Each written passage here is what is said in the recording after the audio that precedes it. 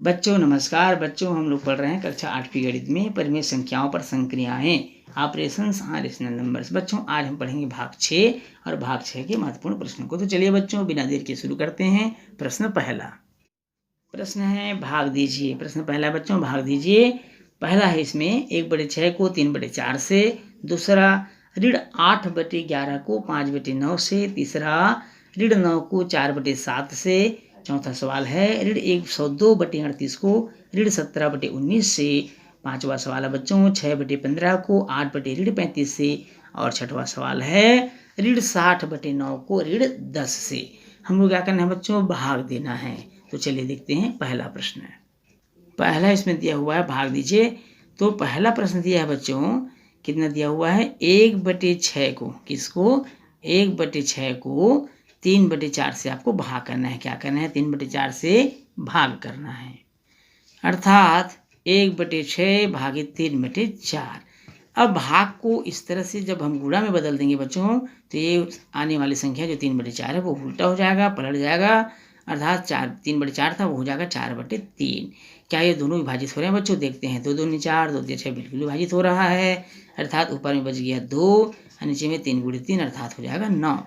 2/9 क्या है बच्चों, इसका आंसर है। इसमें दूसरा प्रश्न है बच्चों, ऋण 8/11 को भाग देना है 5/9 से।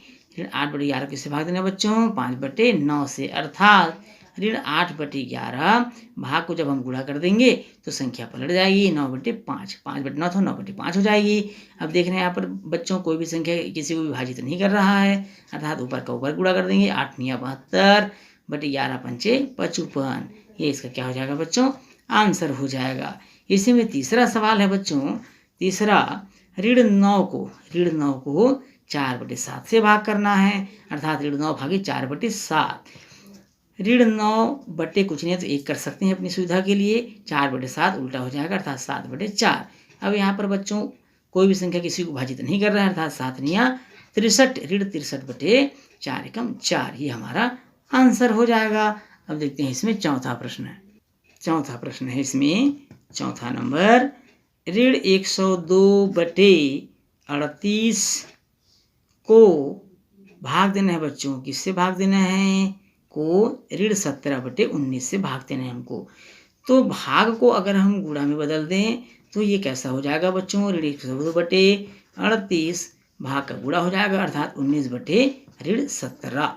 अब ये देखिए एक दूसरे को विभाजित कर रहा है क्या बच्चों, देखेंगे क्या 102 17 की पहाड़ा में आता है या 38 19 की पहाड़ा में आता है, इसको विभाजित कर देते हैं, अर्थात 17 छक्के 102 हो जाएगा, 19 दूनी 38 हो जाएगा, 2 तिया 6 हो जाएगा।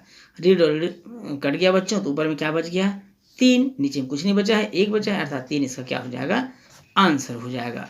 अब इसमें देखते हैं पांचवा प्रश्न।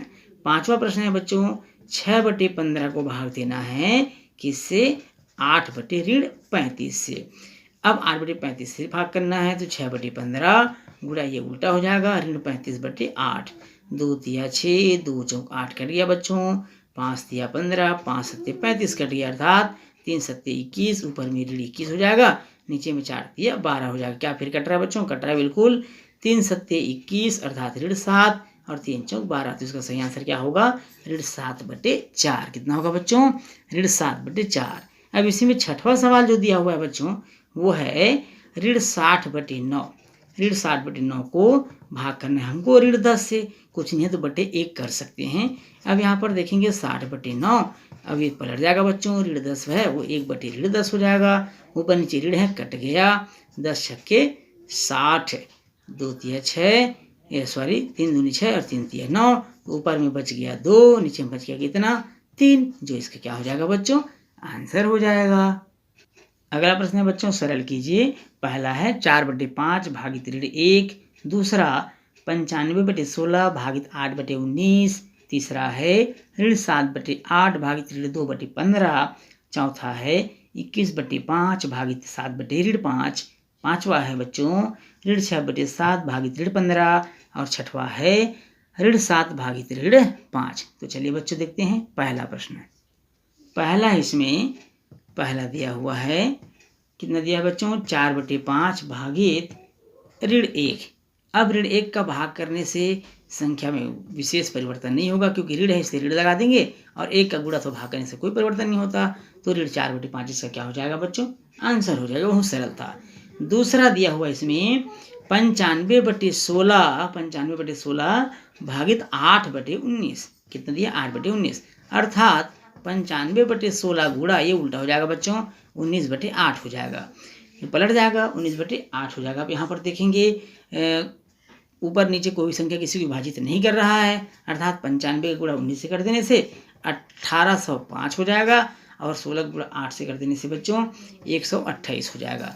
अब 128 से 1805 को भाग करेंगे तो हमको आंसर प्राप्त हो जाएगा 14 सही 13/128, ये इसका क्या हो जाएगा, आंसर हो जाएगा। अब इसी में तीसरा जो प्रश्न दिया हुआ है बच्चों, तीसरा प्रश्न है ऋण 7/8 भागित ऋण 2/15। अब भाग करने से संख्या उल्टा हो जाएगा, अर्थात ऋण 7/8 गुणित ऋण 15/2, ये ऐसा हो जाएगा। अब ऊपर नीचे संख्या किसी को विभाजित नहीं कर रहा, तो ऊपर को ऊपर से गुणा कर दीजिए, नीचे के नीचे से गुणा कर देंगे। यहाँ ऋण और ऋण धन हो जाएगा, 15 सत्ते हो जाता है 105, और 8 दूनी हो जाएगा 16। इसी प्रकार 105 को जब हम 16 से भाग करेंगे तो 16 छक्के 96, बच गया 9, अर्थात 6 सही 9/16, ये इसका क्या हो जाएगा, आंसर हो जाएगा। अब इसमें चौथा जो सवाल दिया हुआ है बच्चों, वो है 21/5 भागित 7/5। यहाँ पर भी वैसे ही करेंगे, 21/5 भाग को गुणा करने से उल्टा हो जाएगा, ऋण 5/7 हो जाएगा, 7 या 21 कट जाता है, हम काट देंगे, 5 भी कट गया, ऋण 3, तो ऋण 3 क्या होगा बच्चों, इसका आंसर हो जाएगा। पांचवा प्रश्न है बच्चों, पांचवा प्रश्न ऋण 6/7 भागित ऋण 15। अब यहाँ पर भाग है, गुणा कर देंगे, पुनः पलट जाएगा, ऋण 6/60 गुणित 1/15 हो जाएगा, ऊपर नीचे ऋण है, कट गया बच्चों।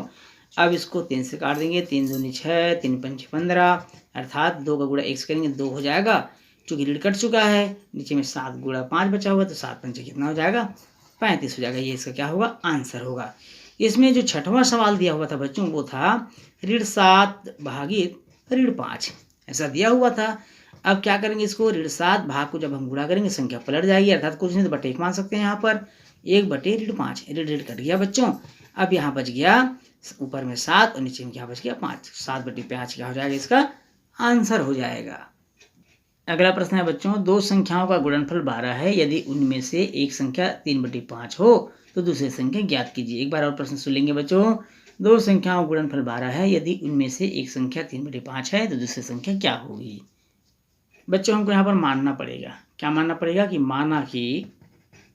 माना कि दूसरी संख्या क्या है भाई, दूसरी संख्या p/q, ऐसा हम मान लेते हैं, दूसरी संख्या p/q है।